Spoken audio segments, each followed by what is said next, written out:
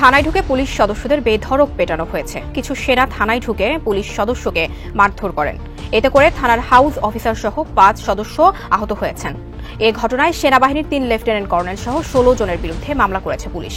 অভিযুক্ত সেনা সদস্যদের বিরুদ্ধে দাঙ্গা, হত্যা চেষ্টা এবং থানায় ঢুকে পুলিশ সদস্যকে অপহরণের অভিযোগ করা হয়েছে। ব্যবসায়ীকে অপহরণের পর 17 লাখ টাকা মুক্তিপণ নেওয়ার অভিযোগে গোয়েন্দা পুলিশের 6 সদস্যকে আটক করেছে সেনাবাহিনী। এখানে 17 লক্ষ টাকা আছে না? আচ্ছা ঠিক আছে। কাকে দিয়েছিল চেহারাটা দেখো দেখি। এরা 3 জন।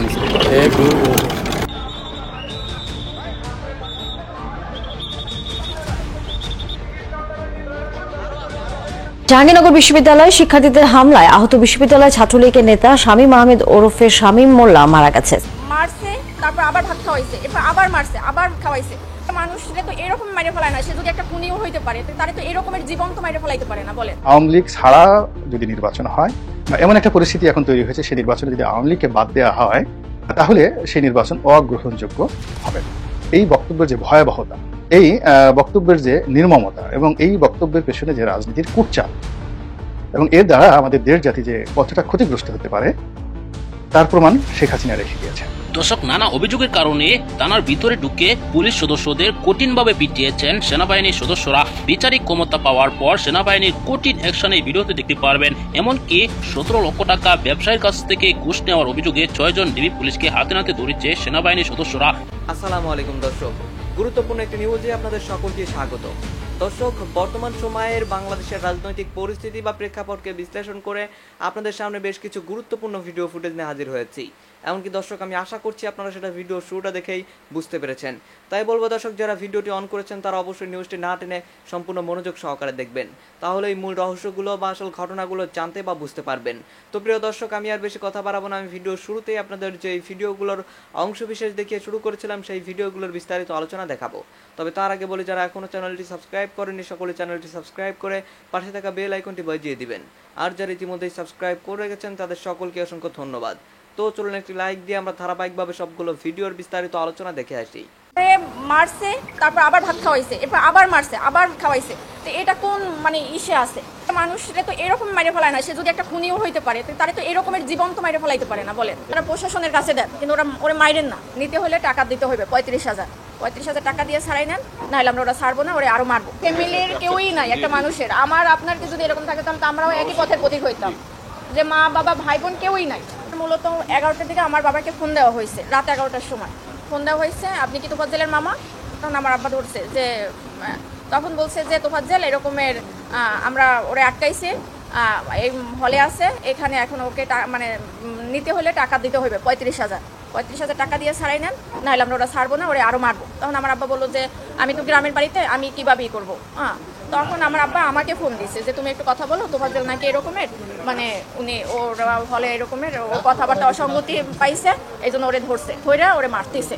তখন আমি ওই লোককে ফোন দিচ্ছি যে ভাই এরকম আমি তোফাজ্জেলের মামা তো বোন, ওরে কেন মারতেছে? তাও বলতেছে যে ও আমাদের হলে ঢুকছে বা করছে। তা আমি বলছি যে ভাই দেখেন, ও পাগল মানুষ, ও যদি কোনো একটা অন্যায় করে তাহলে আপনারা প্রশাসনের কাছে দেন, কিন্তু ওরে মাইরেন না।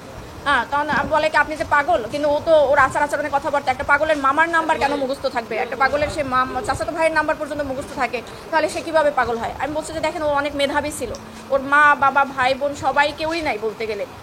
ও এই কারণে ওর ভাই গত বছর 15 রোজা হলো লিভার ক্যান্সারে মারা গেছে। তো ওই ভাইয়া, ও আগে মাথায় সমস্যা ছিল, ভাইয়া অনেক ডক্টর দেখাইছে, আমার ফুপু মারা যাওয়ার পর থেকে ওর এই সমস্যাটা হয়েছে। কিন্তু কারো ওই যে ধরেন আপনি খাবার খাচ্ছেন, আপনার থেকে টান দিয়ে নিয়ে খাইলো, ওর ক্ষুধার জ্বালার কারো থেকে টাকা নিল চাইয়া, যে এইরকম। ওর বাবা মারা গেছে রোড অ্যাক্সিডেন্টে 8 বছর আগে, 5 বছর আগে ওর মা মারা গেছে লিভার ক্যান্সারে। তারপর ছিল ওরা 2 ভাই। ওর ভাই হলো নাজিরপুরের থানার এসআই নাসির হোসেন। তখন উনি গত বছর পহেলা রোজায় ধরা পড়ছে ক্যান্সার, উনি 15 রোজায় মারা গেছে। তো ওর ভাই মারা যাওয়ার পরে হলো ও একদম রাস্তার উম্মত পাগল হয়ে গেছিল। তারপর আমরা অনেকবার ট্রাই করছি ওরে পাবনায় নেওয়া ডক্টর দেখানোর জন্য বা করার জন্য, কিন্তু ওরে ইয়ং তো, ওরে ধৈর্যও বাইকটাও রাখার মতো ওরকমই না। একবার শিকল ভাইকেও ছুটে গেছে, যেদিনকে আমরা সকালে পাবনায় নিয়ে যাব।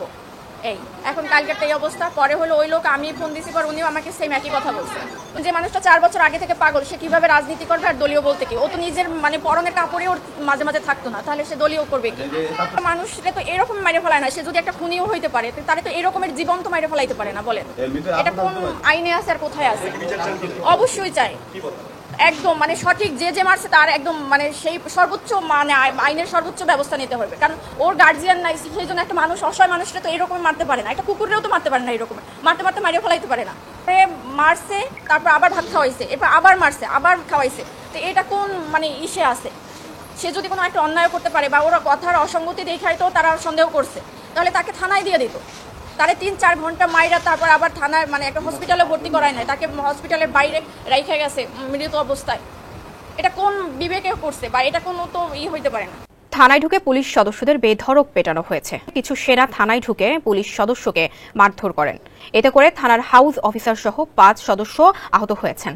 এ ঘটনার পর বিষয়টি পুলিশের ঊর্ধ্বতন কর্মকর্তাদের জানানো হলে দ্রুত সেখানে ছুটে যান কর্মকর্তারা। পুলিশ জানায় আহত সদস্যদের উদ্ধার করে হাসপাতালে নেওয়া হয়েছে। অন্যদিকে সামাজিক যোগাযোগ মাধ্যমে এই ঘটনার একটি ভিডিও ভাইরাল হয়েছে। আজকে রাত 12টা ডেডলাইন, 45 দিন কূটনৈতিক পাসপোর্টের মেয়াদ খতম। আগামীকালকের মধ্যে শেখ হাসিনাকে বাংলাদেশের হাতে তুলে দিবেন, না হলে পরবর্তী আন্দোলন ওই দিল্লি এবং ভারতের বিরুদ্ধে গড়ে তোলা হবে ইনশাআল্লাহ। শেখ হাসিনা আপনাদের দেশে প্রবেশ করেছে কূটনৈতিক পাসপোর্ট নিয়ে।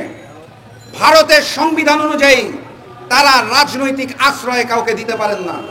তাদের নিয়ম অনুযায়ী কূটনৈতিক পাসপোর্টে সর্বোচ্চ 45 দিন ভারতে অবস্থান করা যায়। আজকে সেপ্টেম্বর মাসের 19 তারিখ শেখ হাসিনা বাংলাদেশ ছেড়ে ভারতে প্রবেশের 45তম দিন। আজকে রাত 12টার পর দিল্লি এবং ভারতের কোনো অধিকার নাই শেখ হাসিনাকে ভারতে আশ্রয় দেওয়ার। অতএব শেখ হাসিনাকে বাংলাদেশে ফিরিয়ে দিন, নতুবা দিল্লি এবং ভারতের বিরুদ্ধে আন্দোলন গড়ে তোলা হবে। অন্তর্বর্তীকালীন সরকারের সর্বপ্রথম দায়িত্ব হওয়া উচিত এই গণহত্যার বিরুদ্ধে শেখ হাসিনা এবং তার দোষকদের সর্বোচ্চ রায় ফাঁসির মাধ্যমে বিচার করা। এই দাবি নিয়ে যদি আমাদের রাজপথে আসতে হয়, তাহলে আমরা মনে করি জাতি হিসেবে আমরা আবারও ব্যর্থতার পরিচয় দিচ্ছি। আমি এই অন্তর্বর্তীকালীন সরকারকে বিনয়ের সাথে অনুরোধ জানাতে চাই, দ্রুততম সময়ের মধ্যে ভারত থেকে শেখ হাসিনাকে দেশে আনার ব্যবস্থা করুন। ভারতের সাথে বাংলাদেশের বন্দি বিনিময় চুক্তি আছে, শেখ হাসিনা নিজেই করেছিলেন। ওনার করে যাওয়া ওই চুক্তিতেই ভারতকে জানান যে উনি একজন রাষ্ট্রদ্রোহী, উনি একজন গণহত্যাকারী, তার বিচারের জন্য তাকে বাংলাদেশকে ফিরিয়ে দিতে হবে। এর কোনো বিকল্প নাই। এই দাবি নিয়ে আমরা রাজপথে আসতে চাই না। এটাই অন্তর্বর্তীকালীন সরকারের দায়িত্ব শেখ হাসিনা এবং তার দোষকদের সর্বোচ্চ বিচারের ব্যবস্থা করা। তবে স্পষ্ট করে বলতে চাই, যদি বিচার করা না হয় তাহলে তৌহিদি জনতা, বাংলাদেশের সকল বিরোধী দল আবারও একত্রিত হয়ে আন্দোলন গড়ে তুলবে এবং শেখ হাসিনার সর্বোচ্চ বিচারের ব্যবস্থা করবে ইনশাআল্লাহ।